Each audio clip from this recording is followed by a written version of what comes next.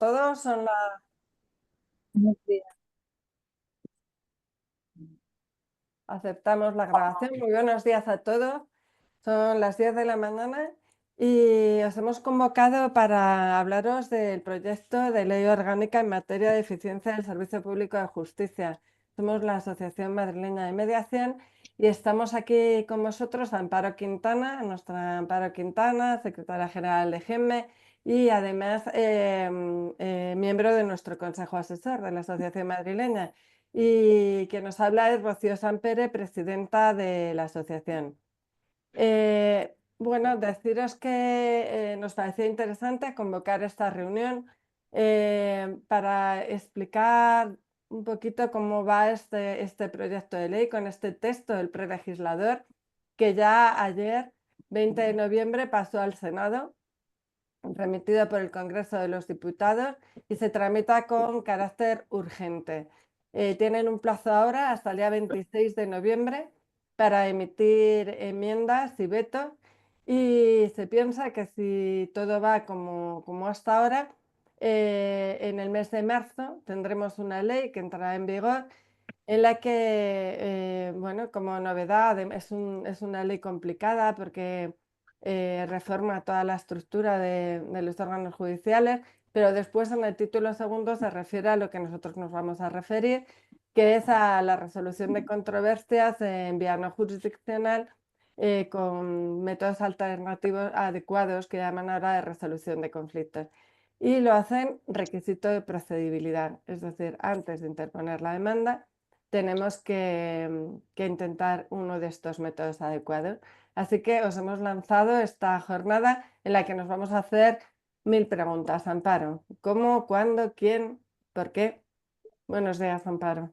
Hola, buenos días. Pues muchísimas gracias por la invitación, Asociación Madrileña de Mediación. Muchísimas gracias a ti, Rocío, y a toda tu junta directiva. Y bueno, yo la verdad es que a medida que cumplo años debo de ser más osada, porque claro, tenemos el proyecto, no deja de ser proyecto. Es verdad que ha pasado ya al Senado y es probable, como acaba de comentar Rocío, que esta primavera pues se tenga. Pero yo recuerdo que la última vez que dije cuándo va a salir el proyecto, la verdad es que me columpié como nos columpiamos tantas y tantas personas, con lo cual, bueno, pues que se sepa que de lo que vamos a charlar y de lo que vamos a hablar aquí en este rato, pues fundamentalmente pues se prevé que va a ser, pero evidentemente yo no me hago responsable si después los legisladores opinan cualquier otra cosa. Antes comentaba con Rocío que me gustaría que esto fuera interactivo, ¿no? Somos, bueno, todas las personas que estamos aquí nos dedicamos a la mediación, nos interesa el mundo de la mediación, veo nombres que reconozco, otros que no reconozco en principio, pero seguro que nos conocemos o que nos conoceremos personalmente en fechas próximas.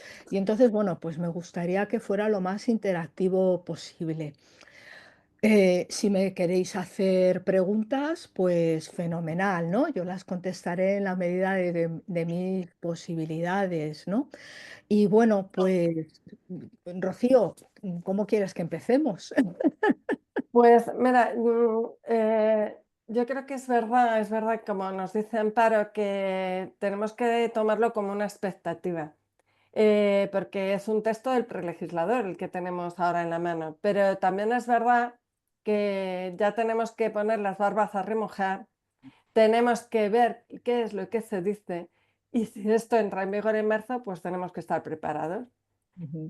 Porque si es un requisito de procedibilidad el haber intentado un método adecuado de resolución de conflictos, nos cambian los esquemas. No podremos interponer ninguna demanda hasta ese momento, hasta que hayamos intentado estos métodos. Y aquí ya nos surgen un montón de dudas. Y es lo que debemos explicar, yo creo, Amparo.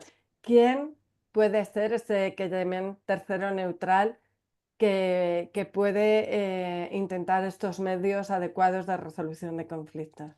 Claro, efectivamente. Digamos que la base sobre la que podemos ir sobre seguro es que este último proyecto ha incorporado un montón de enmiendas, pero esto, que estaba desde el principio, el requisito de la procedibilidad, pues la verdad es que no lo ha cambiado y es importante, ¿no? Que se conozca.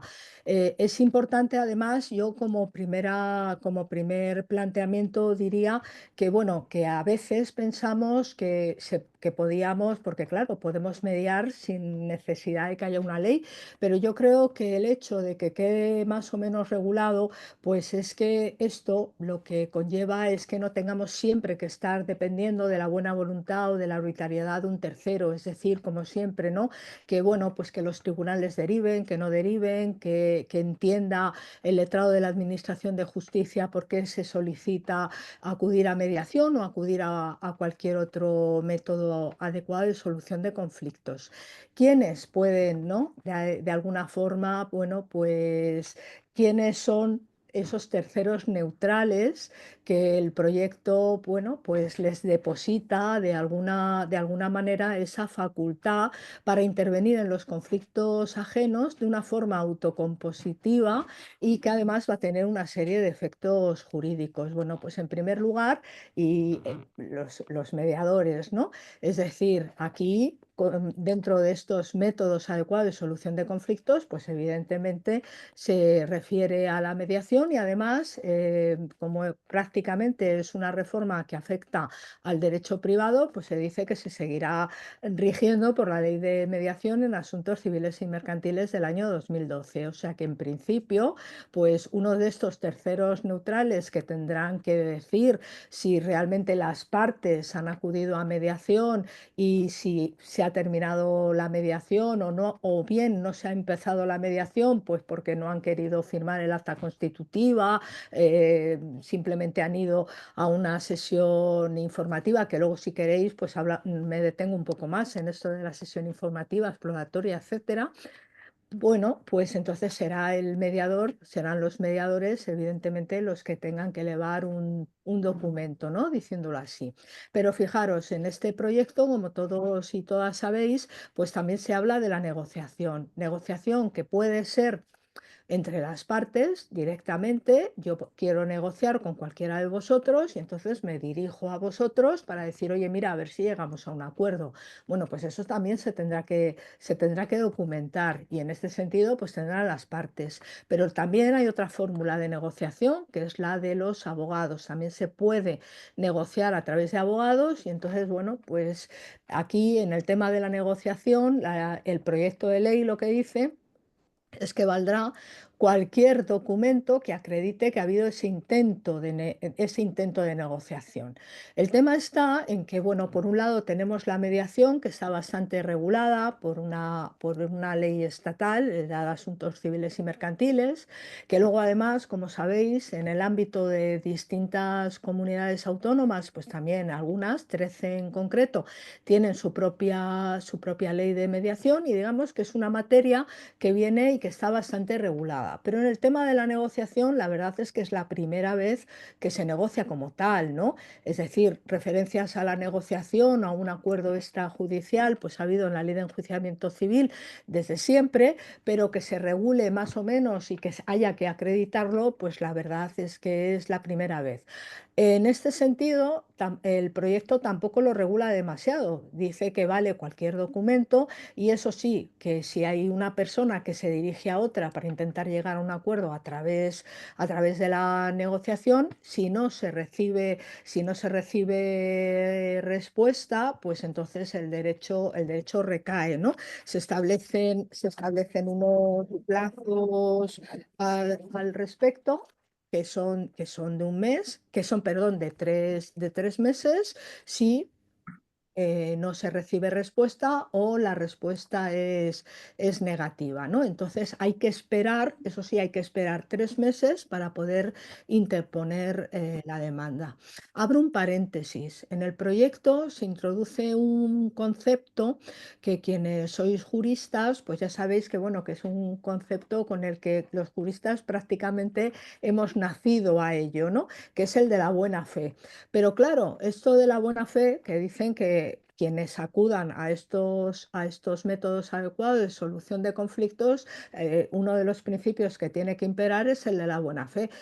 La buena fe en principio se presume, pero claro, yo entiendo, no sé si estaréis de acuerdo, que aquí el legislador lo que quiere es poner un poco el filtro de decir, bueno, vamos a evitar que esto pueda ser un coladero en el sentido de, bueno, pues venga, yo pido cualquiera de estos medios, voy a la primera entrevista o lo que sea y luego digo que no me interesa, ¿no? O acudo, por ejemplo, a un proceso de negociación y luego pues cojo información o lo que sea y así yo ya sé después cómo redactar la demanda, ¿no? Bueno, yo creo que el principio de la buena fe es importante y es importante en ese sentido que llegue a todos los juristas, a todos esos estamentos jurídicos que están en contacto con la ciudadanía, con las empresas, es decir, bueno, pues que con sus clientes, ¿no? En el sentido de que les transmitan realmente la importancia de acudir a estos métodos y las consecuencias que puede traer. Bueno, pues ya hemos hablado sucintamente de la mediación y la negociación, pero hay otros métodos adecuados de solución de conflictos que recoge esta ley. Tengo que decir al respecto que la idea del legislador no es poner una lista cerrada, es decir, las personas se pueden ir a cualquier método alternativo de resolución de conflictos. Quienes trabajáis en este ámbito desde hace tiempo, sabéis que la lista, sobre todo en los países anglosajones, pues la lista es muy dinámica, ¿no? Y digo dinámica porque parece que se están creando casi continuamente, ¿no? Pero el hecho de que esta reforma legal se hable de 6 que ahora ya hemos visto 2 quedarían 4 de los que voy a hablar. El hecho de que hable de 6 quiere decir que los efectos previstos en esta reforma, en esta ley, están de alguna manera vinculados de forma expresa a cualquiera de estos métodos pues ejemplarizadores, como dice la reforma, como dice el texto del proyecto de ley, ejemplarizadores de esa actividad negociadora, que en definitiva es lo que se quiere promover. Bueno, también se habla de la conciliación privada. La conciliación es un método que, sobre todo las personas ligadas al mundo del derecho y las no ligadas también, bueno, pues es muy conocido, ¿no? Es muy conocido el término conciliación, pero sobre todo aplicado a la administración pública. Pensamos, por ejemplo, en el servicio de conciliación, mediación y arbitraje de las comunidades autónomas, ¿no? En materia laboral. Pensamos también en la conciliación que muchas veces se lleva a cabo en los juzgados, ¿no? Por parte de los letrados de Administración de Justicia, incluso a veces lo intentan algunos jueces, ¿no? Bueno, pues aquí de lo que se habla es de la conciliación privada. Y en esto es muy importante que tengamos claro que al hablar de conciliación privada es la que se podrá llevar a cabo por un profesional y fijaros lo que dice el proyecto, ¿no? Un profesional que pertenezca a un colegio profesional, ¿no? Y que además esté inscrito en esos colegios profesionales como ejerciente. Hay colegios profesionales que no tienen esa distinción, entonces valdría con que yo soy inscrita y ya está, ¿no? Soy colegiada de tal corporación, pero en los que sí se distingue lo de ejerciente y no ejerciente, como por ejemplo es el colegio de la abogacía o el de graduados sociales, pues evidentemente aquí se exige que sea un colegiado ejerciente. Y además también se amplía la posibilidad de que los mediadores, hay mediadores que no pertenecen a ningún colegio profesional, bueno, bueno, pues en razón de su formación de origen, etcétera, que los mediadores inscritos, los mediadores, es decir, que puedan acreditar que realmente son mediadores, pues también puedan ejercer esta actividad de conciliación privada, ¿no?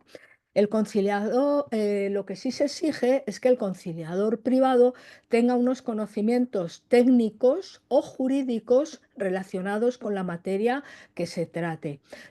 Se habla de que es uno de los terceros neutrales, es decir, tiene que ser imparcial y lo que tiene que hacer es ayudar a las partes a que lleguen a un acuerdo, ¿no? Es acercar posturas ante las partes.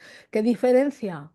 Vamos a ver, bueno, pues para los que no estén familiarizados mucho con esto de la conciliación, un conciliador sí que puede sugerir soluciones o sí que puede adelantar posibles soluciones, cosas que, por ejemplo, pues un mediador evidentemente no puede hacer, ¿no?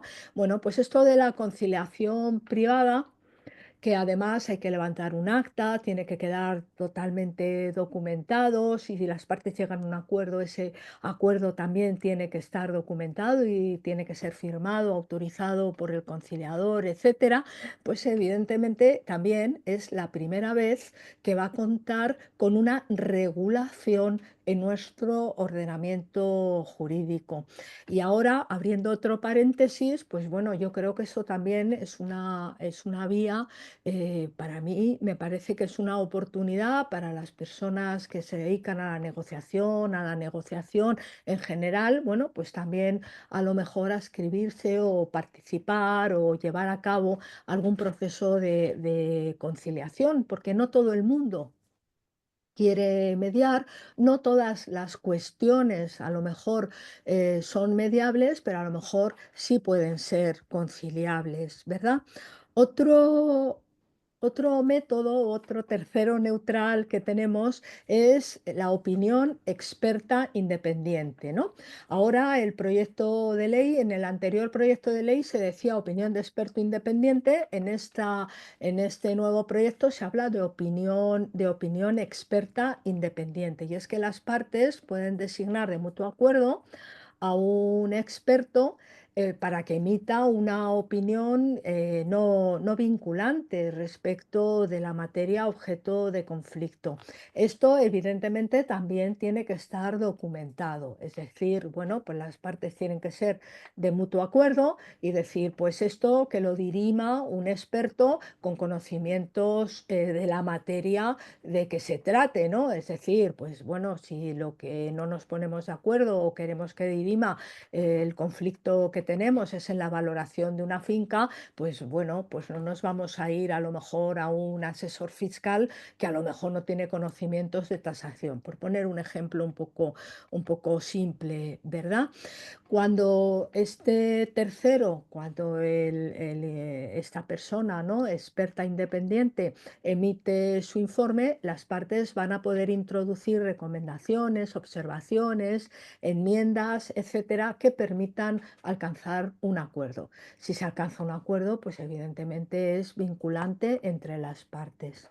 Tengo que decir que desde el anterior proyecto, que son muchas las voces y han sido bastantes las enmiendas presentadas a través de bueno, instituciones de mediación, personas físicas, jurídicas, distintos estamentos de la sociedad, incluso también a instancia particular en las que no veían este método adecuado de solución de conflictos como un verdadero MASC, como un verdadero ADR, ¿no?, que lo veían más cercano a lo que podía ser una peritación. Pero bueno, el legislador ve que aquí hay cierta actividad negociadora en el sentido de que las partes pueden, primero se tienen que poner de acuerdo para designar a este experto y luego ellos incluso pues pueden introducir esas recomendaciones, observaciones, orientaciones, etcétera, ¿no?, en el dictamen que dé. Tenemos también la oferta vinculante confidencial, que esta hay que hacerla por escrito. Una de las partes del conflicto se dirigirá a la otra con el objetivo fundamental de llegar a un acuerdo, o sea, no simplemente para tantear. La oferta que hace esa persona es vinculante para el que la propone, es decir, si yo ofrezco 10.000, pasado mañana no puedo decir que yo, no, que no puedo llegar a los 10.000, que tienen que ser 7.000. Es decir, en este sentido, quien haga la oferta confidencial vinculante, evidentemente se lo tendrá que haber pensado antes, ¿no? Tendrá que haber sopesado los pros y los contras. Y fijaros, insisto, en el principio de la buena fe. O sea, no basta, venga, hago una oferta para tantear, ¿no? Que a veces, lamentablemente, en el día a día de muchos negocios, en el día a día de muchos conflictos, etcétera, pues a veces las personas han hecho esas cosas, ¿no? Pues vamos a tantear un poco, tiro la caña a ver si me la recogen o no me la recogen. Esto es vinculante para el que hace la proposición. Entonces, la oferta será válida durante un mes. Durante un mes es un periodo de carencia, durante el cual la persona solicitada, ¿no? Si no, bueno, pues dirá si está de acuerdo o no está de acuerdo. Si está de acuerdo, ya no se puede echar marcha atrás. O sea, esto evidentemente, pues hay que ejecutarlo, hay que llevarlo a cabo, hay que cumplirlo, ¿verdad? Pero si en un mes resulta que no ha contestado o ha dicho que no está de acuerdo, pues entonces digamos que ya se puede interponer esa demanda en los tribunales. Y luego, pues hay alguna incorporación nueva a estos métodos adecuados de solución de conflictos en este proyecto, que es el derecho colaborativo. Es decir, por primera vez también se reconoce la práctica colaborativa del derecho como un método adecuado de solución de conflictos al que las partes se pueden someter, al que las partes pueden acudir, precisamente, bueno, pues como vía previa al contencioso. La verdad es que está regulado de forma sucinta el derecho colaborativo en este proyecto, pero yo creo que de manera bastante adecuada, porque ya digamos que engloba o da una visión de realmente en qué consiste en ese derecho colaborativo, ¿no? Es decir, en esos abogados que se han comprometido con sus clientes y que los clientes se han comprometido con estos abogados a no ir a un proceso judicial, a intentar negociar. Y fijaros, en el proyecto de ley se dice que en el derecho colaborativo se promoverá o se efectuará una negociación por intereses, es decir, no es una negociación distributiva, sino que es una negociación colaborativa por intereses. Eso lo dice clarísimamente, ¿no? Como venís todos los que estáis aquí acompañándonos en esta mañana, venís del mundo de la mediación, pues no hace falta explicarlo, ¿verdad? Lo que es una negociación con intereses. Y también habla de que en el proceso colaborativo, en el proceso de derecho colaborativo, durante la negociación, pues se podrán incorporar otros terceros, incluso mediadores, ¿no? Porque en algunas ocasiones a lo mejor es necesario que en ese proceso de negociación, dentro de lo que es el derecho colaborativo, bueno, pues a lo mejor se necesita la intervención de un mediador, pues para gestionar emociones o para cualquier otra cuestión, para ayudar a las partes a tomar decisiones, e incluso también hacen alusión a poder llamar a expertos independientes, etcétera, ¿no? Bueno, pues yo creo que esta incorporación era necesaria y yo creo que además es bastante importante. En el derecho colaborativo, además, el derecho colaborativo es fácil de acreditar en el sentido de que tiene que haber un compromiso siempre previo entre los clientes y los abogados, en el sentido de que, bueno, pues comienza el proceso colaborativo y no se va a ir a la vía judicial hasta que este proceso se termine, ¿no? Bueno, yo no sé si alguien quiere hacer alguna Sí, pregunta antes de perdona. seguir. A ver, perdóname que intervenga porque nos ha hecho una exposición clarísima y perfecta, muy técnica, Amparo, de estos métodos que nos implican tanta duda. Yo quería decir que, claro, si nos leemos el prólogo del prelegislador, siempre estamos de acuerdo que esto es una norma que está aún sin aprobar, pero que tenemos que ir viéndola para que nos suene cuando llegue el momento, si llega en este mes de marzo, nos está diciendo que hay que pasar por el templo de la concordia antes de pasar por el templo de la justicia. Es decir, necesitamos porque, uno, los tribunales están colapsados, dos, porque el ciudadano no está satisfecho, intentar una pacificación social. Y para eso le dice el prólogo de ley, debemos devolver al ciudadano su actividad negociadora. Si estamos, esa esencia del prólogo de la ley, que es la esencia que comparte Europa, que la comparte desde la Directiva 52 del 2008, que está sentada en todo el derecho comparado, yo tengo que tirar por lo que es nuestro método, por lo que es la mediación, y considerar que la mediación es el producto estrella porque es el único medio autocompositivo en el que las partes están, en las que el ciudadano recobra este protagonismo, en el que se va a conseguir un acuerdo responsable porque lo van a decidir cada uno y de conformidad a sus propias circunstancias. No nos van a imponer nada, nos van a escuchar. Y eso yo creo que es una necesidad total en esta sociedad que está tan polarizada y que necesitamos que nos escuchen. Desde ese punto de vista, este proyecto en el que hemos trabajado, la Asociación Madrileña de Mediación, también Amparo Quintana, está en el foro de mediación del Ministerio de Justicia en un momento plausible de la anterior legislatura, donde metió a la sociedad civil a escucharnos. Hemos estado ahí cada uno luchando por nuestra parcela, por nuestros intereses, dejando que se nos escuche. Yo creo que leer el prólogo es ver cómo se han visualizado todos esos intereses. Ha sido, yo creo que el primer diálogo que ha habido, el diálogo del legislador con todos los intereses que hay cuando se cambia tanto un esquema como es el que hay hasta ahora que se judicializa todo.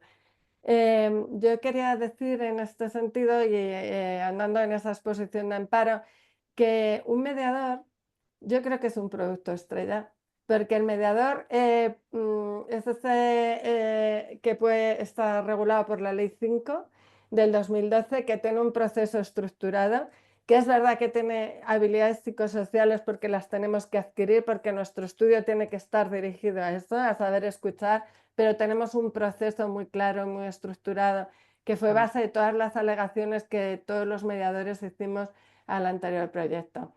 El conciliador, nos alejamos de esa conciliación de la ley de jurisdicción voluntaria que solo permitía hacerla a los letrados de la Administración de Justicia, a los registradores y a los notarios, y ahora se abre también al resto de personas. Dice Amparo, bueno, se dice que sean colegiados, la razón es muy clara, porque necesitamos códigos deontológicos, necesitamos que se nos cuide, necesitamos que al ciudadano se le proteja y los colegios los tienen.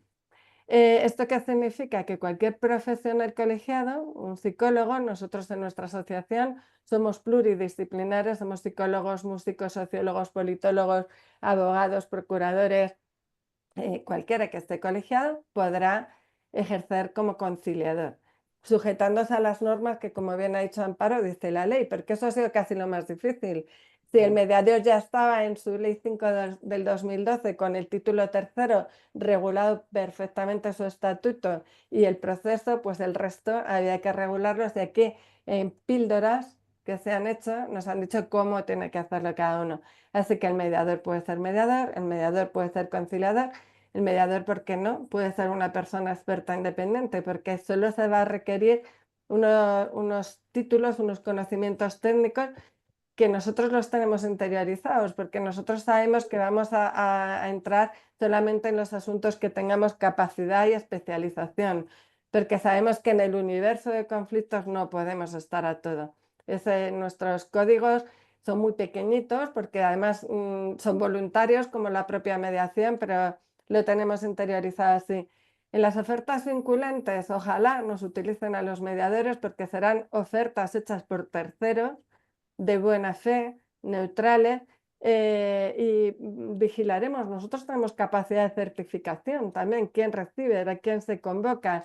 Y bueno, la actividad negociadora también, como dice Amparo, se cumplirá si ese requisito da seguridad. La abogacía colaborativa también es un sistema muy adecuado cuando lo que se ventila son temas jurídicos, yo creo, y también se pide la existencia de un tercero neutral que, por supuesto, podrá ser mediador. Así que perdonadme que sea así de partidista, pero ya que estamos en la Asociación Madrileña de Mediación, entiendo que nos tenemos que alegrar, que tenemos que coger el testigo de lo que por fin se ha atrevido a hacer el legislador perseguido desde el año 2008 por una directiva europea y entender que tenemos que aceptar esto. Y además entender que lo tenemos que aceptar, que lo tenemos que hacer tanto en la mediación judicial.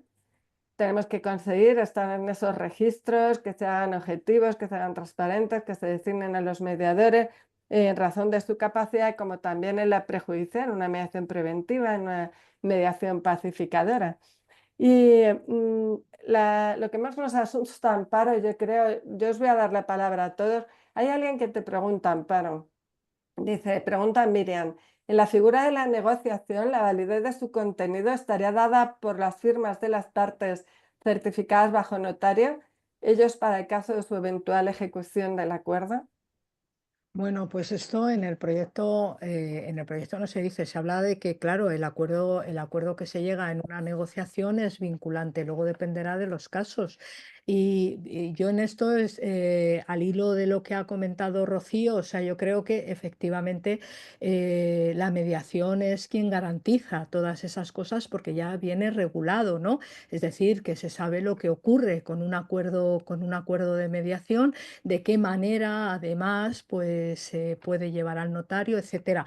Con el resto de acuerdos pues no va a haber ningún problema de poderlo llevar a un acuerdo, elevar a público a un notario. Otra cosa es los efectos. Ya sabéis que los efectos de elevar a público un acuerdo de mediaciones que es de, bueno, pues son de un título ejecutivo como si fuera un título judicial. El resto, de momento, si no hay otras enmiendas, que si el Senado no dice nada, que es probable que no, pues entonces evidentemente digamos que se puede elevar a público y será pues a efectos de prueba en caso de incumplimiento.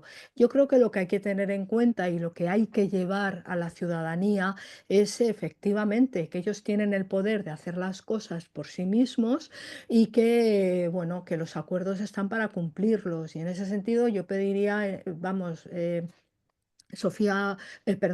Rocío ha hablado de los códigos deontológicos, ¿verdad? Bueno, pues, en fin, abogados, procuradores, ingenieros, etcétera, todos están regidos por códigos deontológicos y a la hora de recomendar o no recomendar a alguien si negocia o no negocia o concilia o lo que sea, pues evidentemente autorresponsabilizarse de lo que están diciendo, ¿no?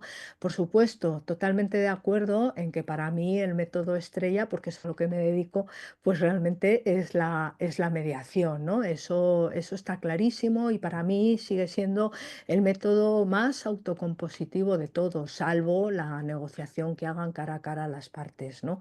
Evidentemente. Pero para mí es el más autocompositivo y el más completo. Y fijaros una cosa, si me permites, Rocío, un inciso. Hay algunos cambios, va a haber algunos cambios en la ley de mediación en asuntos civiles y mercantiles, pero yo creo que es para reforzar esa importancia que tiene la mediación. En primer lugar, sabemos, porque era un principio y es un principio general de la mediación, el tema de la confidencialidad, pero ya se va a recoger expresamente y se va a modificar la ley en el sentido de que ya se va enumerando las personas a las que afecta esa confidencialidad y se incluyen los abogados de parte. Se incluyan los abogados de parte, ¿no? Bueno, yo creo que eso es importante, muy importante, porque es verdad que por principio general también les afectaba, pero oye, ya que lo recoja la ley, pues a mí me parece que ya no hay excusa, ¿no? Decir, ah, yo creía, o esto era conocido, no era conocido, en fin, yo creo que eso es bastante importante. Y luego también otra pequeña modificación en el tema del acuerdo de los acuerdos, es decir, cuando las partes acuden a cualquiera de estos métodos, de resolución de conflictos entre los que está la mediación y llegan a un acuerdo, en el acuerdo, aparte de poner el nombre de las partes y el nombre de los mediadores, habrá que poner también el nombre de los abogados. ¿Y por qué digo que a mí me parece que esto está muy bien y que refuerza la importancia de la mediación? Porque, bueno, todos sabemos, evidentemente, el derecho que tienen las partes de poder acudir a una negociación. Bueno, voy a hablar de la mediación, ¿no? De poder acudir a una mediación acompañados de sus letrados o haber tenido ese asesoramiento, ¿no? Acompañando ese letrado a la parte, a su cliente, a las sesiones de mediación. Pero luego, a la verdad, pues en algunas ocasiones lo que sucede es que las partes llegan a un acuerdo y es como si ese acuerdo, bueno, pues al final, pues aunque hayan estado asesoradas por las partes, pero es como si el abogado realmente no hubiera participado en nada. Dentro de unos meses, pues puede decir que ese acuerdo, pues no está del todo bien o que se puede modificar, etcétera. Yo creo que eso también eh, creo que es importante porque refuerza desde una perspectiva el papel de los abogados de parte y desde otra perspectiva yo creo que refuerza también la responsabilidad que todo letrado tiene que tener respecto de su cliente, de lo que asesora, de lo que orienta, etcétera. Dice una compañera, un asistente, son muchos más los que incluye la ley. Creo que para que la mediación sea el más preferente debemos crear y tener un argumentario fuerte, porque a quien primero deben convenir, acudir a mediaciones a los abogados y hay que convencerlos y sobre todo que la ciudadanía conozca la mediación porque el desconocimiento es muy grande. Tenemos trabajo por delante. Yo creo que sí, perdóname que empiece a responder. Los abogados son esenciales en la mediación. Los abogados son ahora mismo a quien primero acude alguien que tiene un conflicto, sobre todo cuando es judicial, igual que lo son los psicólogos cuando es un conflicto preventivo, o son los terapeutas, o son los trabajadores sociales. Efectivamente, el abogado debe estar convencido, como en el resto del derecho comparado pasa, de que son los verdaderos protagonistas. Deben estar en la mesa de mediación, deben estar en la mesa de mediación asesorando.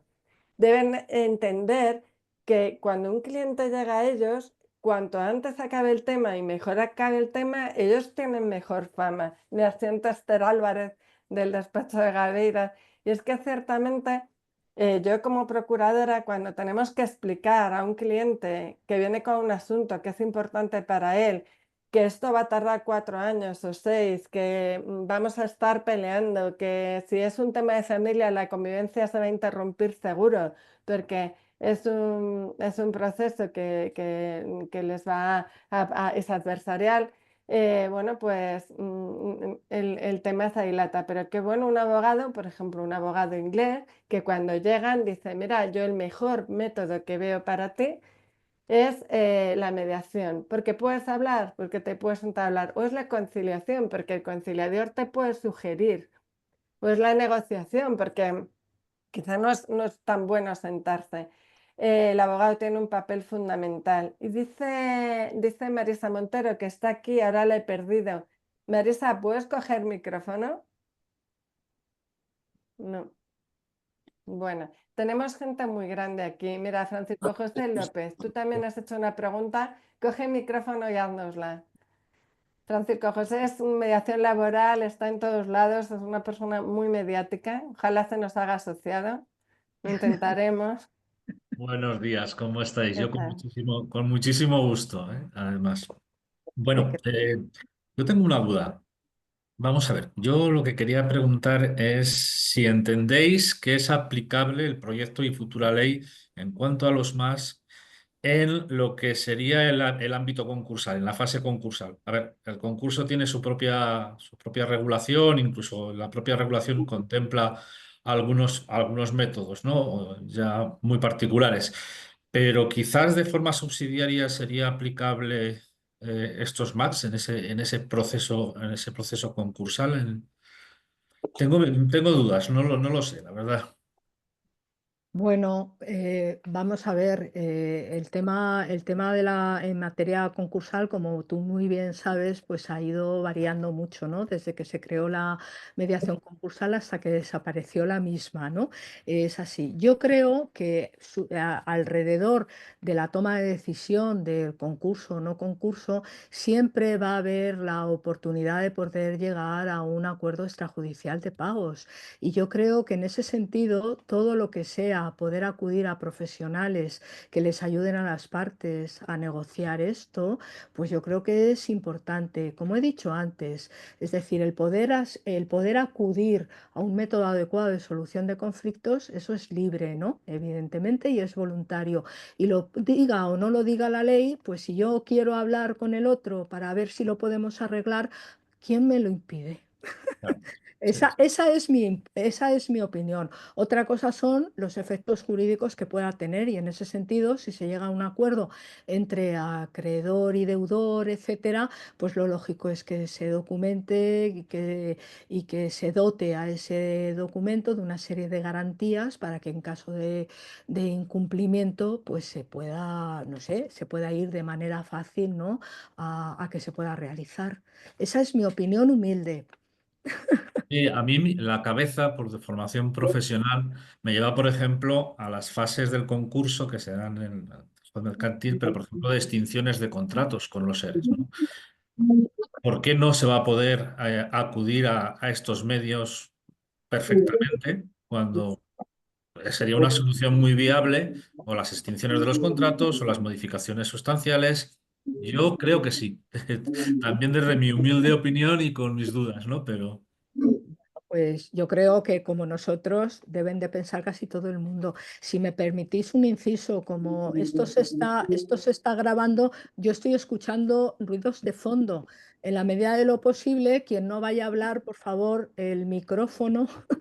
No quiero resultar la señorita Rottenmeier, pero vale, gracias. Yo creo que cuando el legislador Francisco José dice que hay que desarrollar leyes especiales, tanto en concurso como en otros ámbitos, lo que está diciendo es que son procesos más específicos y que necesitan mayor protección. Lo que no quiere decir es que si no la hay, pues como pasa en consumo, como pasa, la directiva pasa a formar parte de nuestro ordenamiento jurídico y la podemos aplicar. Pienso, también es mi opinión. Ahora mismo solo está exceptuado, como dicen siempre, pues lo que va contra el orden público, las medidas urgentes, cautelares, las que estaban en la Ley 5 del 2012. Claro. Hay un tema candente que Marisa ha preguntado, ya tenemos miedo, Amparo, pero es este, ¿no? Dice Marisa que se ha salido, no la veo. Yo creo que iba en un tren y además iba a un congreso de concursal, de ahí nos dará información. Ella dice que, a ver, perdón, que la he perdido. Lo que dice es que el problema de esta certificación que hay que hacer para acreditar el requisito de procedibilidad de antes de una demanda, teme si se pueda convertir en un mero trámite en el que intervenga la inteligencia artificial, los medios administrativos y al final sigamos como estamos, porque al final la negociación es un método, pero existe de siempre, ¿no? Y seguimos estando con un exceso de judicialización. ¿Qué va a pasar? Va a ser un trámite? ¿Vamos a poder perseguir eso? Yo no sé lo que va a pasar, porque soy mediadora, pero no soy medium. Una vez en una mediación, una adolescente me llamó medium, pero se equivocó, pero yo no soy medium, no sé lo que va a pasar, ninguno sabemos lo que pueda pasar. Ese es un peligro y evidentemente para mí sería lamentable que al final esto de certificar que las partes han intentado un método por la vía negociadora, ¿no? Antes de acudir a la demanda, pues que esto se convierta en lo que era la conciliación previa de la anterior ley de enjuiciamiento civil, ¿no? De hace años, en el que, bueno, pues se iba a la conciliación, que a veces, bueno, la mayoría de las veces no iban ni las partes y era de simplemente, bueno, no hay avenencia y tal, o que se convierta en lo que la mayoría de las ocasiones ocurre en el SMAC. Eso es uno de los peligros que hay. Pero no sé, por eso yo abogo, porque sobre todo ahora me dirijo a los abogados y a las abogadas, a la abogacía, ¿no? Bueno, no hace falta estudiar o no hace falta familiarizarse con los métodos adecuados de solución de conflictos para ser mediador. Es decir, creo que es una obligación conocerlos, es una obligación saber, evidentemente, distinguir lo que es un conflicto de lo que es un litigio, y yo creo que en ese sentido su obligación de asesorar a sus clientes, pues probablemente si se hace bien, pues eso va a ser un primer filtro de que eso evidentemente pues no sea, hablando mal, pues ese coladero. Es verdad que las cautelas que pone este proyecto, ¿no? De esperar una serie de plazos, es decir, no es decir, venga, yo te lanzo por correo electrónico mi disponibilidad para llegar, para negociar, y al día siguiente ya he interpuesto la demanda porque no me has contestado, ¿no? Y yo te decía que era muy urgente, no, eso no valdría. Hay que esperar 3 meses en unos casos, un mes en otros, etcétera. Eso evidentemente no valdría. Pero yo creo, sinceramente, y corregirme, bueno, yo por supuesto, quien no esté de acuerdo, pues lo respeto, pero a mí me parece que esas garantías no son suficientes. Es decir, por ejemplo, para mí en el tema de la mediación no valdría única y exclusivamente que las partes fueran a una sesión informativa, porque hay sesiones informativas y sesiones informativas. Hay sesiones informativas en las que, bueno, pues ya está, se explica, en eso consiste la mediación y es prácticamente como leer un folleto, ¿no? Mm, Hay algunas, perdonadme, que son así. Hay otras sesiones informativas en las que a lo mejor estás con la parte 1 hora u hora y media explicando los pros, los contras, analizando el conflicto, en fin. Hay un feedback, las partes preguntan, etcétera, y bueno, pues digamos que esa primera entrevista, pues ahí sí que puede haber posibilidad de que las partes queden enganchadas al proceso de mediación, ¿no? Si lo quieren. Y yo creo que en ese sentido, bueno, pues se debería hacer absolutamente con todos. Yo estoy de acuerdo que puede ser un peligro, ¿no? En que por parte de algunos despachos, bueno, pues digan, pues ya está. O sea, cumplimos el trámite y nada más. Pero luego también está la deontología de los terceros neutrales. O sea, somos mediadores, los mediadores tenemos un código de conducta de Europa, tenemos un código de conducta de normas deontológicas europeas que son del año 2004.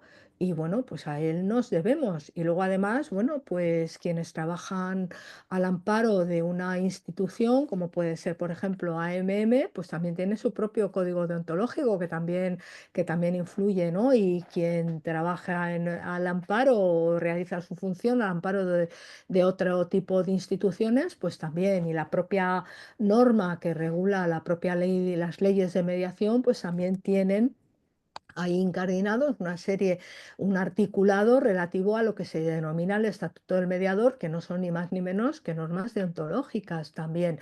El tema está en quién regula la deontología de conciliadores, negociadores, etcétera, ¿no? Que yo creo que ahí, pues el legislador puede quedarse un poquito corto. Para mi gusto, ¿eh? Para mi gusto. Lo que pasa es que, no sé si estabas conmigo, Amparo, que claro, la consecuencia que va a tener el que no acuda a una medida adecuada, o sea, que haya sido convocado y no acuda, o que acudiendo no acepte el acuerdo, va a ser la imposición de costas. Es decir, las costas van a ser la espada de Damocles que afecte al ciudadano que no que, como dice esta ley, porque introduce un término nuevo, haya un abuso del uso público, del uso del servicio público de justicia. Entonces dice, bueno, en vez de dar alguna actitud, o sea, en vez de favorecer algún punto positivo, hacer alguna desgravación fiscal, quitarnos tasas o algo así, nos castiga un poco. Dice, mira, el que no acuda a estos actos previos cuando esté convocado, o el que acudiendo no acepte el acuerdo, puede ser condenado en costas incluso aunque gane el pleito. Esto lo coge del derecho comparado. Y entonces, ¿hay qué responsabilidad tiene el mediador? Pues clarísima. Si yo he dicho que he convocado a una mediación, a una conciliación, a una negociación, y la otra parte sufre una condena en costas, dirá, esta persona no ha cumplido su misión. Bueno, pues tenemos que tener esa responsabilidad ahí viva, porque somos mediadores, certificamos el envío, la convocatoria. De hecho, lo que se está preparando en esos certificados que tenemos que hacer, lo dice el legislador, cuando nosotros como mediadores o como conciliadores certificamos que alguien ha acudido a nosotros para un método adecuado, tenemos que decir quién acude con su DNI, su nombre, si es persona jurídica, su poder, tenemos que verificar la legitimación, tenemos que decir el objeto y lo tenemos que decir claro, porque el juez tiene que ver la similitud de lo que se está mediando, a pesar de que luego en el proceso judicial se pueda ampliar. Tenemos que decir si ha habido buena fe, solo hablaba Amparo antes, qué difícil, ¿no? Saber si ha habido buena fe, pero lo podemos, no sé, computar con el tiempo que dedican, con la asistencia que tienen. Lo que también es verdad es que nos preguntábamos cómo se va a resolver que se condenen costas y que podamos discutir esas costas. Pues se resuelve por el prelegislador en decir, bueno, una vez la sentencia y una vez pedida la tasación de costas, se podrán aportar los documentos que acrediten que se ha ofertado, para poder decirme es que no acepto esta oferta a pesar de que se lo hacía, me ha hecho judicializar esto, me ha metido en gastos y en tiempo. Bueno, así que nos preguntaba Carmen Pardo, ¿hay alguna consecuencia si las partes no recurren a ninguna de las opciones? Pues una, que no le admiten la demanda, porque es un Claro, requisito de procedibilidad, es decir, es un ujú, requisito igual que aportar un poder o una claro. consignación se necesita. Y dos, que si no ha acudido a la convocatoria le pueden condenar en costas. Esther, cuéntanos cuál es tu aportación. Esther Álvarez. Hola, buenos días.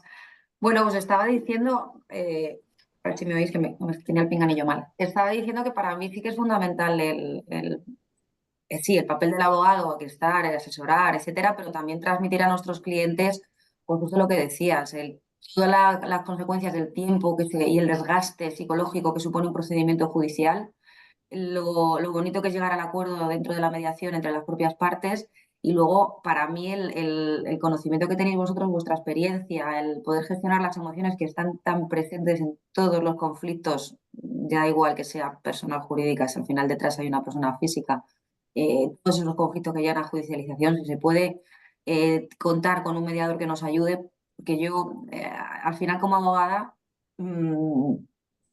Sí, conozco a mis clientes, pero a veces incluso me meto mucho más en el tema, en la parte en la que estoy defendiendo y en sus propias emociones y no soy capaz de acercar esas posturas. Muchas veces, y eso lo hacemos muy mal los abogados, aunque no tenemos que ser imparciales y hablar con el otro compañero y no dejarnos arrastrar por las propias emociones de nuestro cliente, lo hacemos. Y ahí yo creo que la figura del mediador es fundamental y tenemos que interiorizarlo, tenemos que transmitírselo así a los clientes y les evitamos muchos problemas a ellos y mucho tiempo también a nosotros y muchos quebraderos de cabeza a nosotros también, porque al final esas emociones nos terminan quitando el sueño, muchas veces a nosotros, a los propios abogados.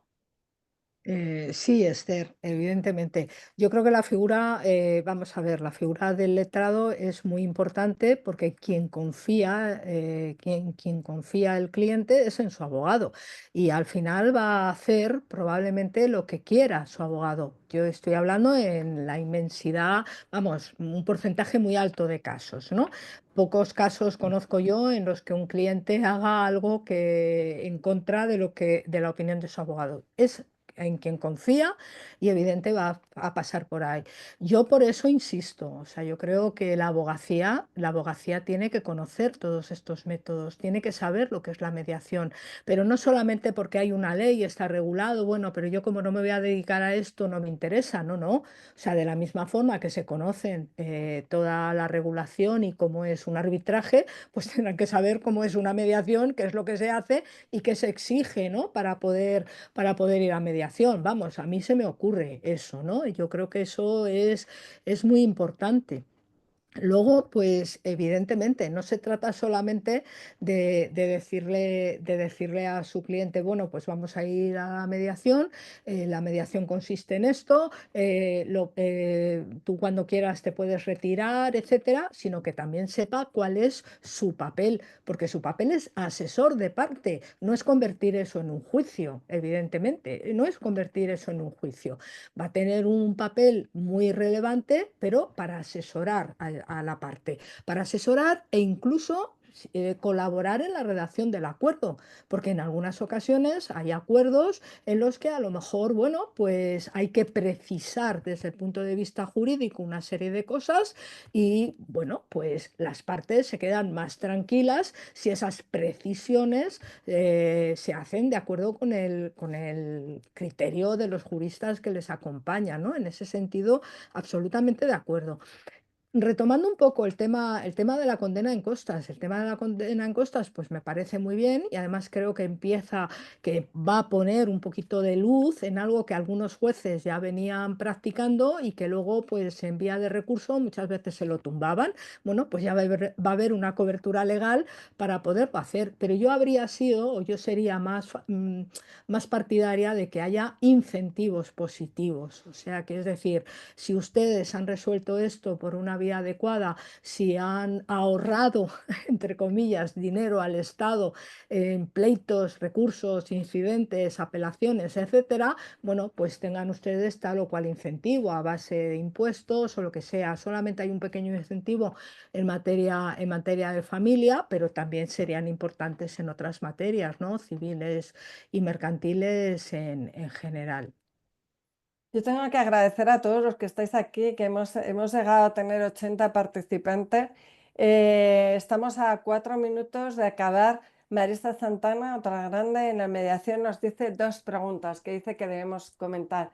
Si hay que estar inscritos en el Ministerio de Justicia y si se debe pertenecer a instituciones de mediación.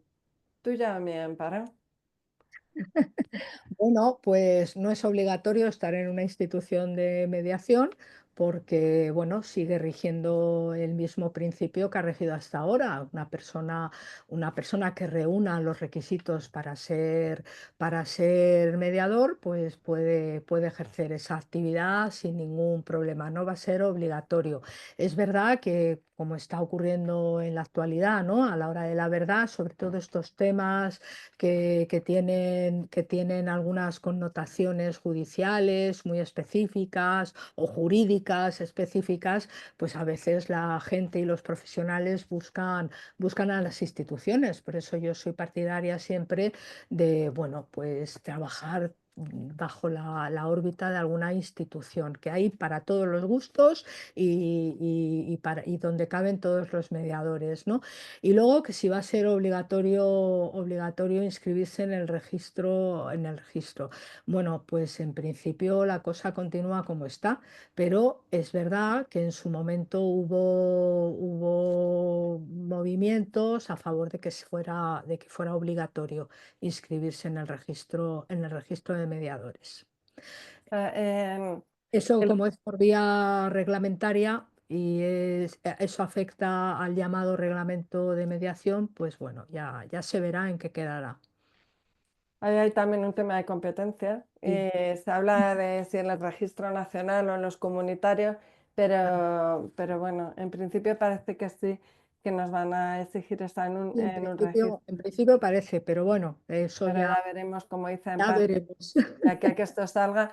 Pero bueno, en todo caso, es una forma de dar calidad del sistema, ¿no? Y seguridad al ciudadano. A Que mí no me sea, parece, sí, a mí me parece bien, incluso para los propios mediadores, ¿no? Porque a veces es como si fuéramos piratas, ¿no? que Usted tienes es que mediador, bueno, ¿y cómo me lo acredita? Pues quienes estamos inscritos en el registro del ministerio, aunque no nos haya llegado nunca ninguna mediación por el registro del ministerio, pero por lo menos puedes acreditar que estás ahí y que has cumplido unos mínimos y has pasado una serie de filtros. No, a mí me parece que está bien que se exija y que se exija para todos. Teniendo en cuenta que en cualquiera de los procedimientos se va a suspender con la solicitud o con Mm. la convocatoria en otros, la prescripción de las acciones y en otro caso se interrumpe, es un poco difícil. Esto merecería otra charla, nos quedan 2 minutos para acabar, pero bueno, tiene un efecto jurídico la solicitud y la convocatoria, es decir, tenemos que entender que el legislador nos da una autoridad.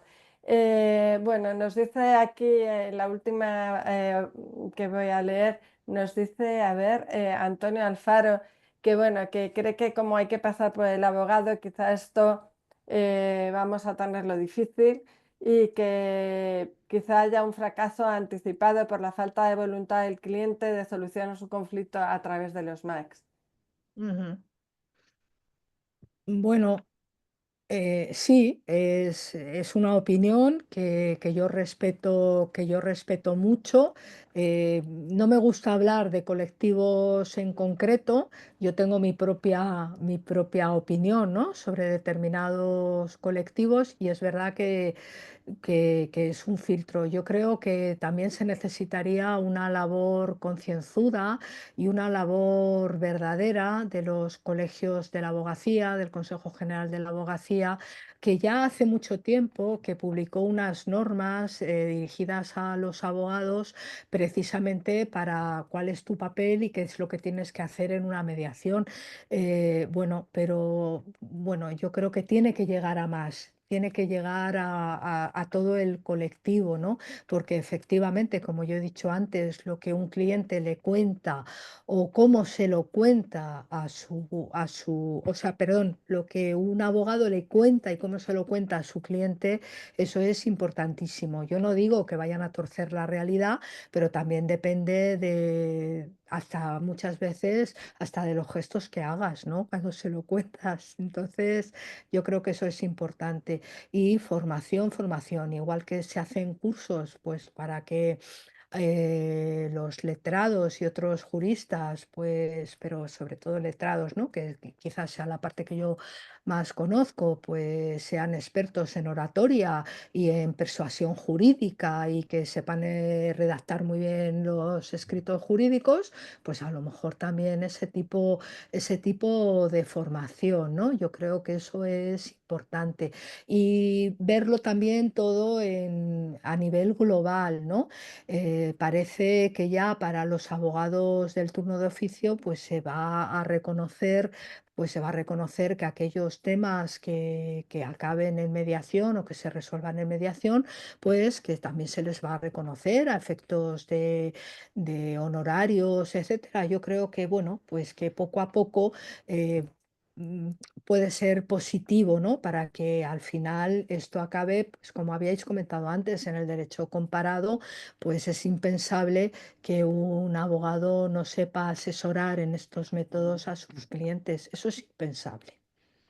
Quizás se tenga que hacer también una labor previa, ¿no?, para estar en el mundo de la empresa, enseñando al trabajador que antes del litigio puede llegar al acuerdo de mediación, en el mundo sociosanitario, así que no tiene por qué llegar el conflicto al abogado.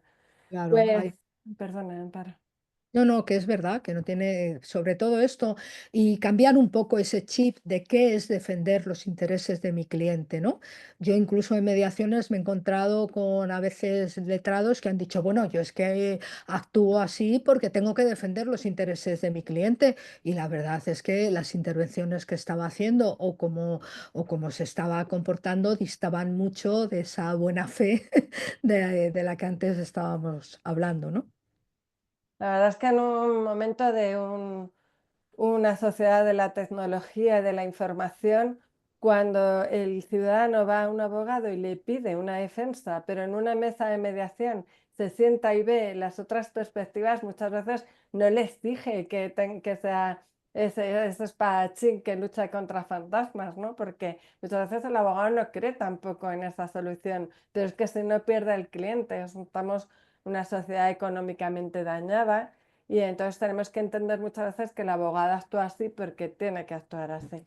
Claro, Pues yo ya, creo, perdón. perdona que te corte, pero todo eso tiene que venir desde la base en las carreras de derecho. Yo creo que hay que empezar a promover efectivamente que la defensa jurídica, el asesoramiento jurídico pasa por otras cosas, no es solamente ponerse la toga y ponerse en contra de la otra parte, creo yo, ¿eh? Pues millones de gracias, Amparo. Es miembro de nuestro consejo asesor, es del inicio de la Asociación Madrileña de Mediación, ella es el inicio. Estamos siguiendo su camino y nosotros esperamos con impaciencia esa norma, la esperamos porque no era lo que esperábamos con la ley de impulso, pero bueno, aceptamos lo que se nos dé para que ya llegue al ciudadano, que hay otros medios. Advertimos siempre que vamos a perseguir servicios de calidad y sobre todo que se le llame de verdad al ciudadano a estar presente en su negociación, que se le reconozca, vamos a dialogar, vamos a aportar soluciones y vamos a estar siempre proponiendo y con todos vosotros en este camino seguro que lo logramos. Pues muchísimas gracias, bueno, Amparo. Si quieres decir a modo de conclusión. No, daros nuevamente las gracias a la Asociación Madrileña de Mediación, a todos los que se han conectado, que han sido muchos, la verdad. El esfuerzo de conectarse a primera hora de la mañana, muchísimas gracias.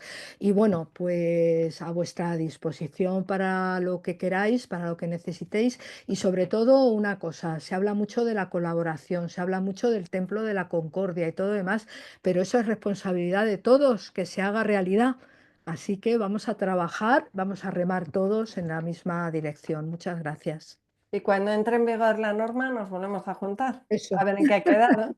a ver en qué ha quedado la cosa. Sí, sí. Muy bien. Gracias a todos, muy buenos días. Muchas gracias. Hasta luego. Gracias, adiós. Hasta luego. Adiós. Habéis estado divina. Ay, ¿quién ha dicho eso? Ah, Alejandro, Alejandro.